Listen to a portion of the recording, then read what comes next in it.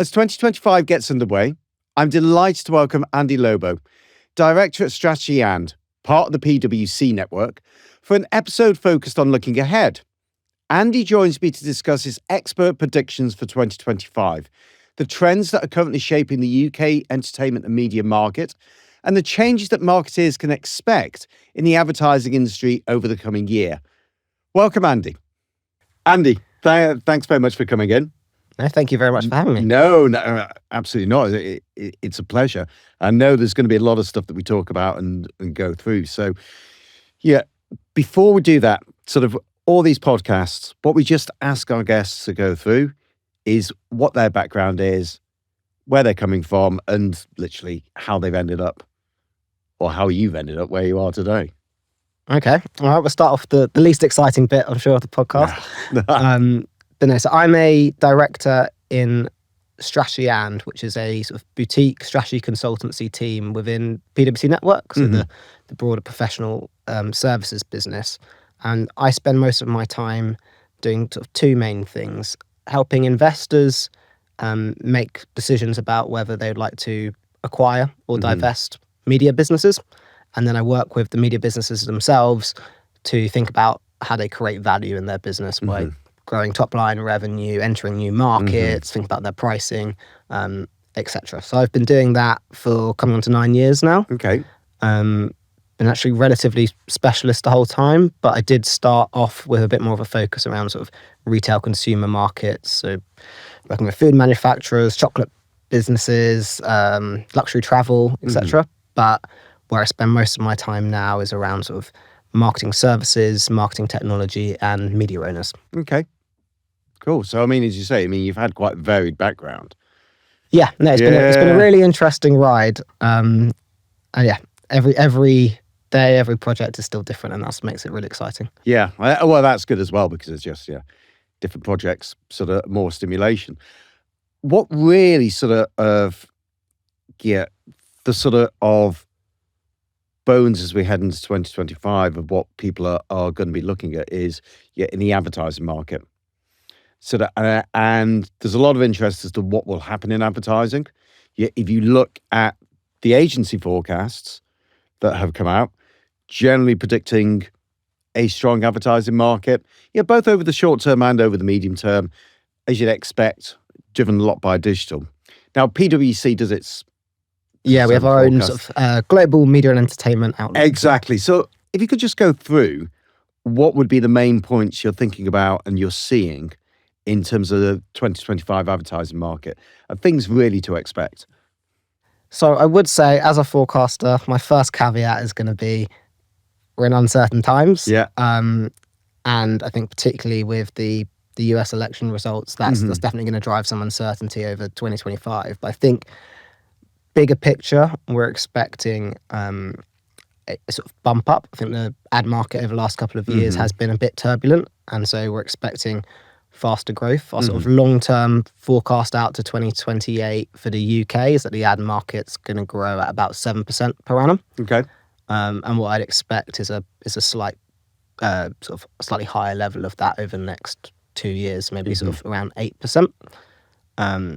We do think digital will continue to take share, but we definitely are recognizing that it is now more of a established, mature market. So our estimates put digital at about 80% of total ad spend, and therefore our sort of view is there's not huge penetration gains just to keep eating away at, and COVID did act as an accelerant. So we're expecting to see a continued gradual share gain, but it's not going to be the big steps that we've seen historically. And so that will mean tapered growth in digital ad markets. Okay. But within that, there's absolutely going to be hotspots, connected TV, retail media. It's not quite advertising, but influencer marketing we think will still be a growth area. So interesting places to be. And then there's the sort of components that maybe fall out of some of that. So digital out of home will definitely have an interplay with retail media. So no. Okay. So I mean, it's trends really that have continued post-COVID. It's a healthy advertising market. So within the UK, and as you say, UK is probably, of the major markets, is probably the most digitally penetrated. Yep. It's So, most digitally penetrated yeah. in sort of, North America and Europe, Mhm. and pretty in line with sort of APAC. Yeah. And it also has a relatively larger ad market. So if you think about sort of consumer spend on entertainment and media products, your Netflix subscriptions, your magazines, etc. The UK is already more over-indexed to advertising. Okay. And so we think that digital penetration and that advertising penetration will mean the UK market grows more rapidly than other major Right. Okay. economies. And it's interesting because one of the questions that often get asked is, people look in the wider economy and they say, this doesn't feel as though it's an advertising market that should be going around 7-8% sort of per year. I mean, and I have my own views as to what's happening, things such as SMEs and so forth, spending. But I wonder, sort of from your standpoint, how you would explain that difference between the growth forecasts. And also as well, what people might just say, look, if we were walking on the street, what we might think the trends would be. Yeah, it's really interesting because I think if you think about the ad market, particularly historically, it's very much indexed to company revenues and company performance. And rule of thumb, you spend X amount of your revenue on advertising and marketing every year. And therefore, in an environment where our economy is pretty stagnant, 1-2% GDP growth, why is the ad market growing at 7%? I think there's an element around sort of brand affinity, particularly in a high inflationary market. I know you've talked about this before as well, Ian, but the ability to build trust engagement with brands such that consumers have a stronger appetite's probably the wrong word for it, but resilience to weather price rises. I think you're still trying to drive changes in behaviour, and the sectors are competing against each other for that share of voice. And in a tougher economic environment, you kind of have to fight a bit harder for that. Yeah. So there's always going to be elements of that. We're still seeing sort of continued growth in sort of digital native businesses, SMEs, and their ability to relatively outspend in advertising and marketing given their relative sort of cost base. So I guess to the average person walking down the street, I think one of the most interesting things for me over the last 7 years is just learning about the whole ecosystem that sits under the billboard you see, or the digital banner or video that you see, the TV advert you see. And there is just a huge economy and a huge workforce and talent and data and activities that underpin it all.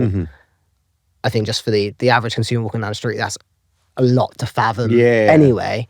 But you have those people working hard to drive effectiveness, and you can see why sort of budgets are growing, I guess. Yeah. No, I mean, that all makes sense. I mean, one thing would sort of before we move on to the wider, as it were, so media and entertainment space, in terms of traditional media, how do you see traditional media sort of performing over the next few years? Obviously, there's a different range of forecasts out there as how likes of television, out of home, etc., will do. Yeah, so our take is traditional media as a collective will be flat, right? Sort of 0-1% per annum kind of growth. I think we're going to continue to see challenges in the print sector, and that's not changing. Yes. TV, we think will probably be just about negative, maybe sort of -1 kind of percent. I think it depends a bit around streaming and sort of adoption of streaming, given there's some slowdowns I think seeing there. Yeah. But ultimately, that's again a movement of consumer engagement to different platforms. Out of home is probably the exception to that sort of sluggish trend. So we actually do a lot of work with Outsmart, the trade body for out of home, and we collect the industry figures every quarter, and and sort of published those. And we've seen the first half of 2024 is about 17% growth in total out of home, Okay. which Okay. compared to a Hmm. relatively flat other sort of traditional Yeah. media market is particularly impressive. It started to slow in Q3, which I think we saw across the ad market in Yeah. advance of the budget. And we're just working through the Q4 figures now. But our sense for the sort of forecast period is out of home should be more of a 4, 5, 6% per annum growth medium. Okay. And again, in the UK, we are structurally quite a lot more digital out of home led, and I think this makes it an interesting hub for innovation, platform for programmatic, and scale for programmatic to succeed. So I think that's probably the one Okay. exception to the flattish Yeah. outlook for traditional media that we've got. Okay.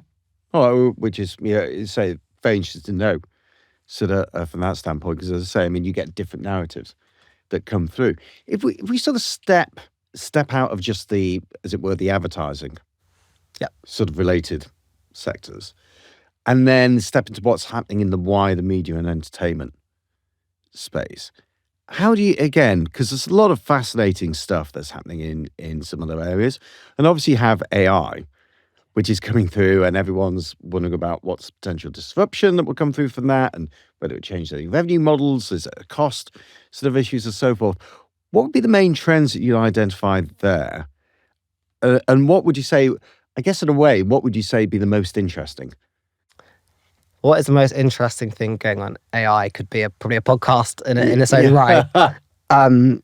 But no, I think where we've seen the focus in the last year, and probably we're expect to see in the next 6 months or so, is continued around where can AI make us more efficient and being seen as a potential cost lever. And you've seen it, everyone's, I think, heard of the example of Klarna being able to sort of automate a lot of its customer service through AI. And I think there's probably some big buckets of low-hanging fruit that people can easily identify that AI can drive some cost at. Yeah. I think the thing that's harder to see and way more exciting is how can AI help us be more effective and innovative?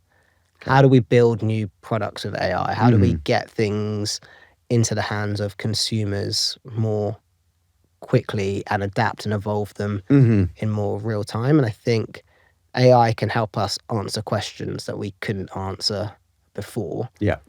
And I think that's where there's a real value opportunity for businesses that are leveraging AI now to try and answer some of those questions versus some of the cost questions. Right. I also think the cost questions will the playing field will even out eventually. People will tend to, everyone will be using an AI model to do this, that, and the other. Yeah. Your ability to then differentiate and, create lots of value in a competitive market might be more limited. It become a bit of a hygiene factor that everyone should use AI to do that. Otherwise, you're going to be paying twice as much as someone else. But I think where you can be distinctive and differentiate in the market is how you're using AI to create things that are new that other people aren't doing, and get there first and train your model up in a way that others are create a bit more of a competitive moat. Okay. So, I mean, AI 2025 is going to be the year of AI. I mean, I'm not saying it's going to make dramatic sort of leaps and bounds, but I think just because it will dominate so many conversations around media, and indeed is having ripple effects across a whole range of sectors, whether that's around intellectual property or whether it's around, as you say, changing new revenue models or what it would mean things like search and so on.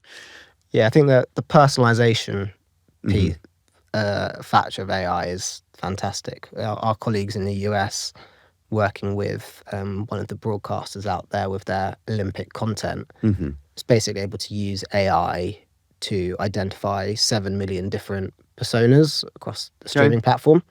They took all the hours of Olympic content and using AI basically built 10-minute clips for each one of those 7 million personas in a way that personalized it to what countries are they interested in following, what sports are they interested in following, what particular athletes are they interested in following, and create a hyper personalized little content reel for them that they can watch on their commute or whatever, Yeah. and just drive fantastic engagement off the back of it.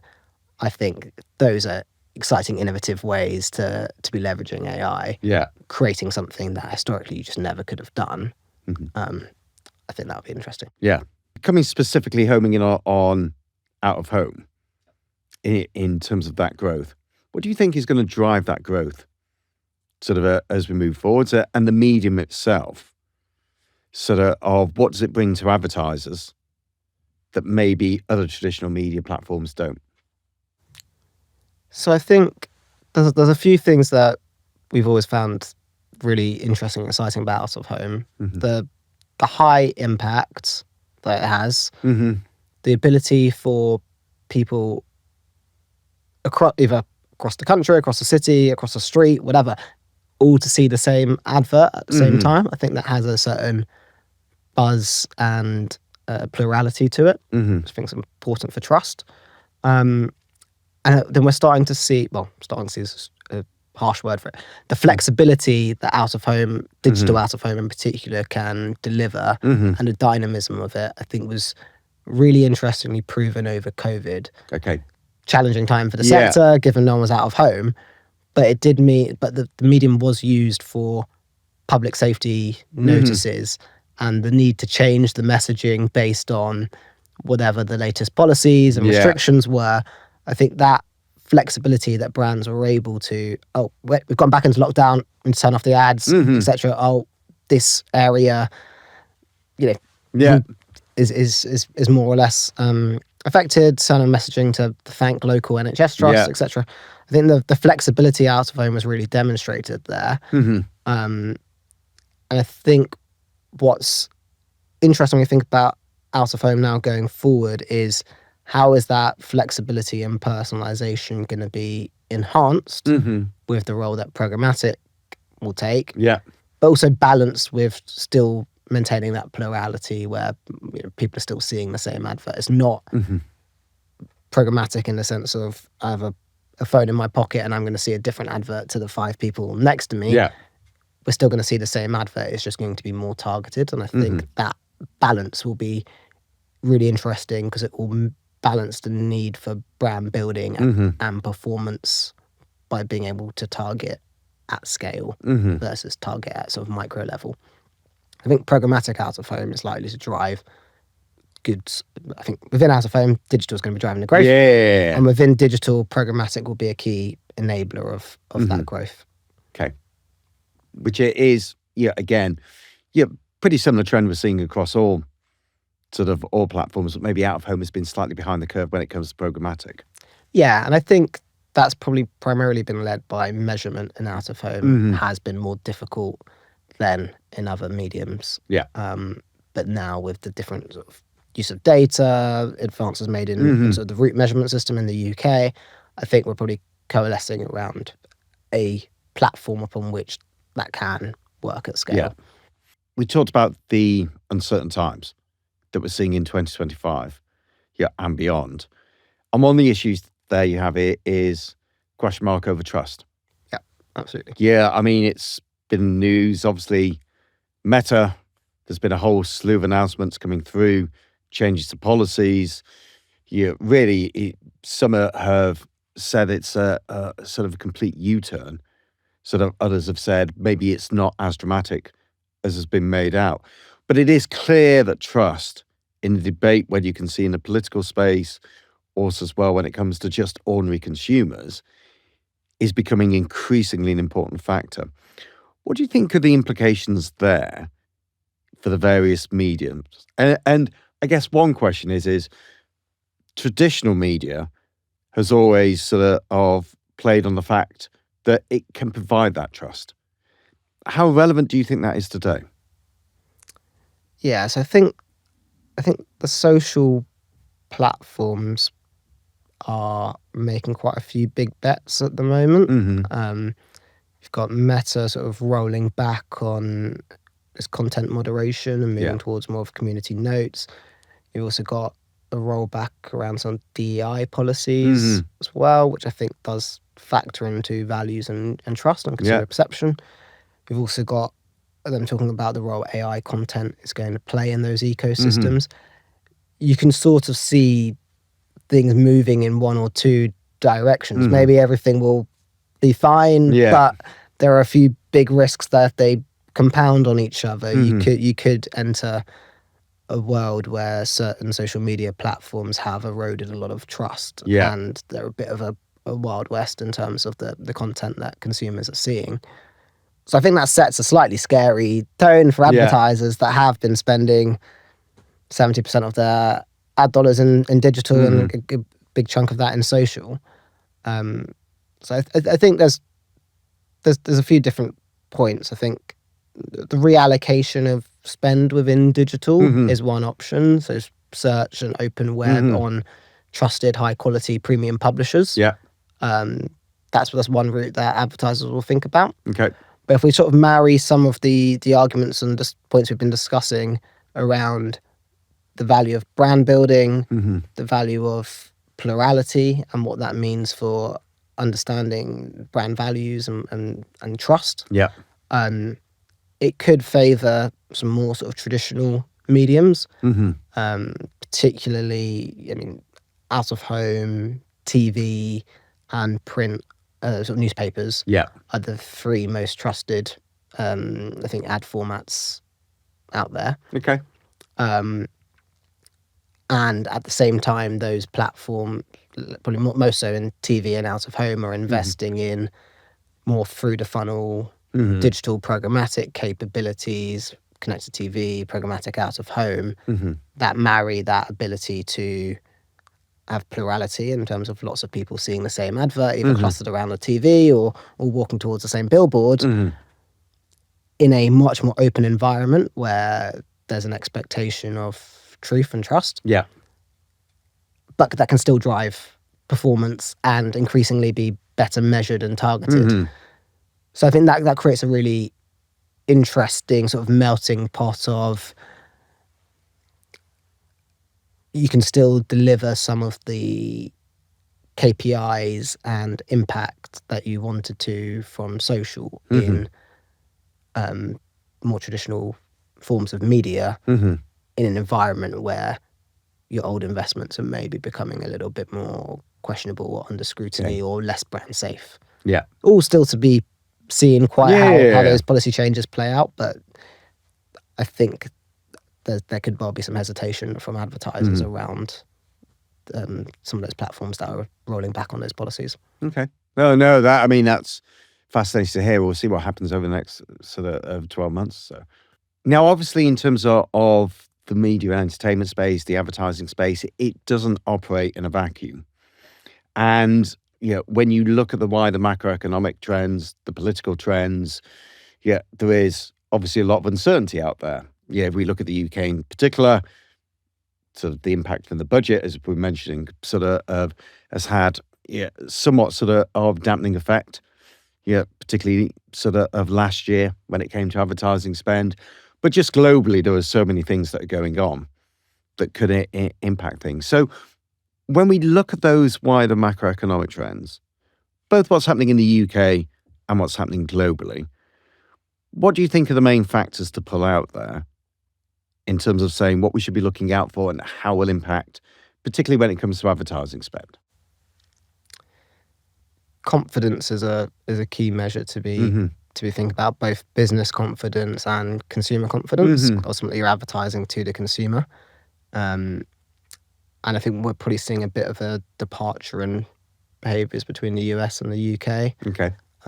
There. So we run a consumer sentiment survey, and we have done since 2005 or something. And it's basically looking at the balance of consumers that think they're going to be better off over the next 12 months versus worse off. And the long run trend is the UK, we're a pretty grumpy bunch. We score minus 14%. That surprises me.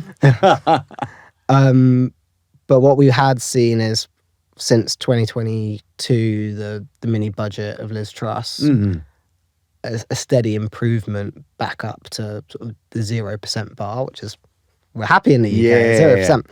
And just before just before the mini budget, that had ticked down to -8. Okay. We're sort of running that survey again now, but I suspect it will be even lower. Whereas I think in the US, at least from an economy perspective, there's stronger sentiment around the general election outcome and what's going to come from that. So I think it'll be interesting from an advertising perspective, particularly where many global brands are headquartered and some of those global decisions are made in the US. Yeah.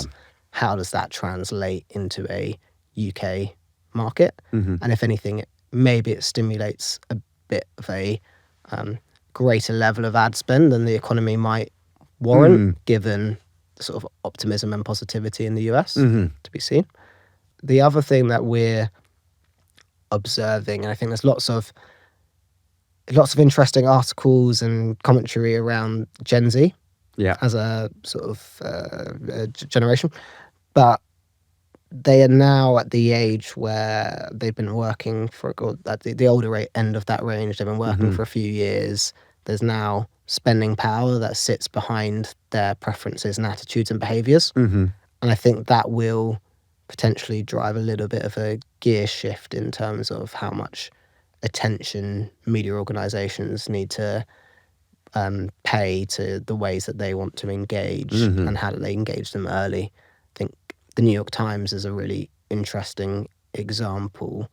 So now actually over half the time people spend in New York Times apps is on gaming, so on things like Wordle, etc. Okay, that's interesting. Okay. And you just think about how does that creates a really interesting entry point and gateway into young consumers engaging with the New York Times. Places like LinkedIn have launched games and all sorts of things. I think we'll start to see, right, what is the gateway to personalize the entry point into different media platforms for different consumers and consumer profiles.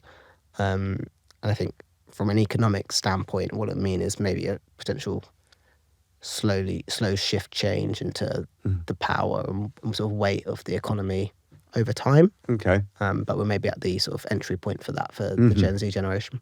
And certainly pre-second half of 2022, consumers are used to an inflation environment of 0 to 1%.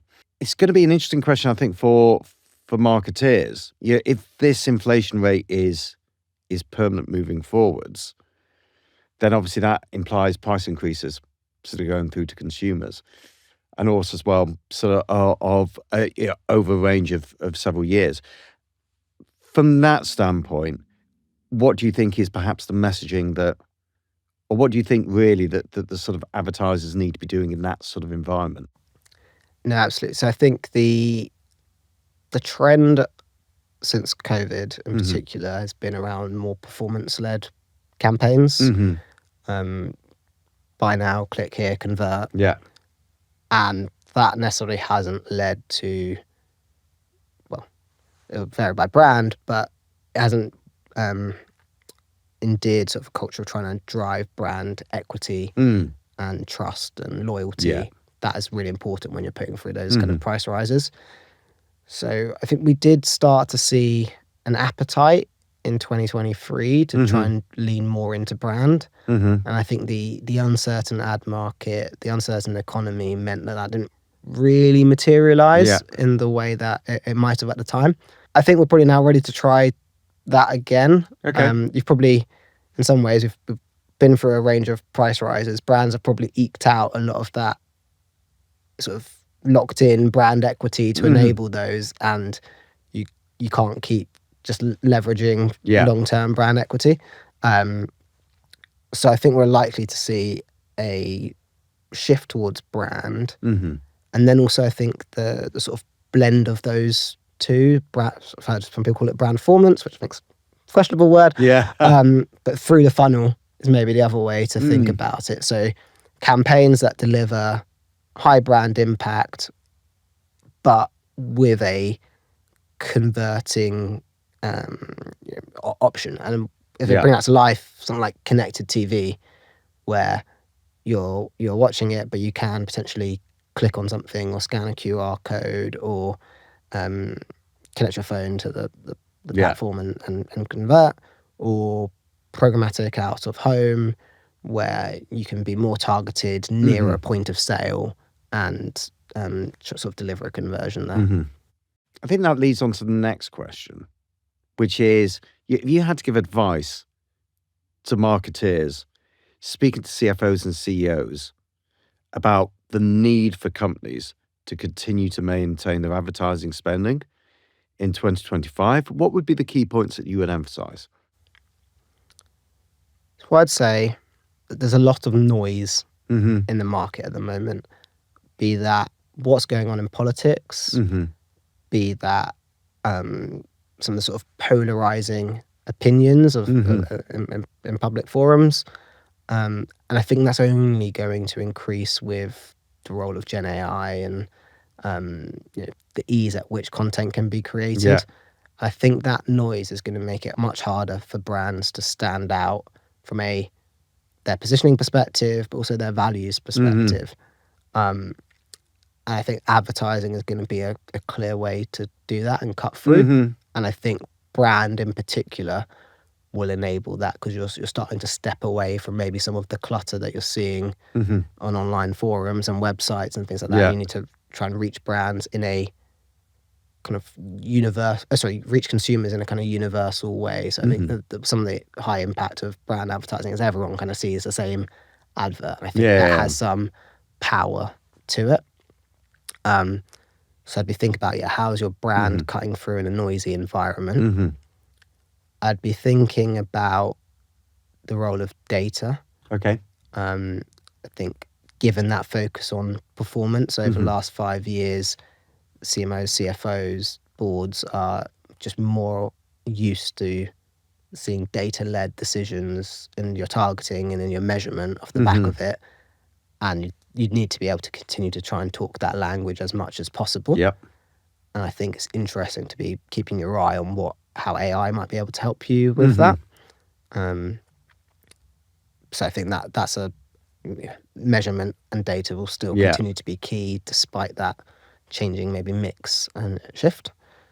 And then I think it's about talking about consumers where they are, and that personalization piece, reaching consumers where they are in ways they want to be engaged, and therefore recognizing that your marketing mix might just need to shift with the power of the consumer and where they sit. Okay. But if you were to look, what do you think will be, I guess, in a way, the most surprising, if you had to pick out one trend in advertising in 2025, can either be the most surprising, or you think, or is it where we'll make the greatest leap forwards? So I think one of the more interesting areas that's probably been under focused is on in-store retail media. Okay. So online retail media has been absolutely booming, led by Amazon, but you're seeing lots of other retailers launch and follow in. And in the US, that's a little bit way ahead of the UK there. But if you look at the UK, e-commerce penetration is about 27, 28%, right? So there's still 2/3, 3/4 of retail sales that are happening in person. Yeah. And you've got this huge, growing, massive market really focused on only the third of sales that are conducted online. Yeah. And so I do feel like it's slightly flying under the radar, some of the in-store retail media bit. Some of it I can completely understand.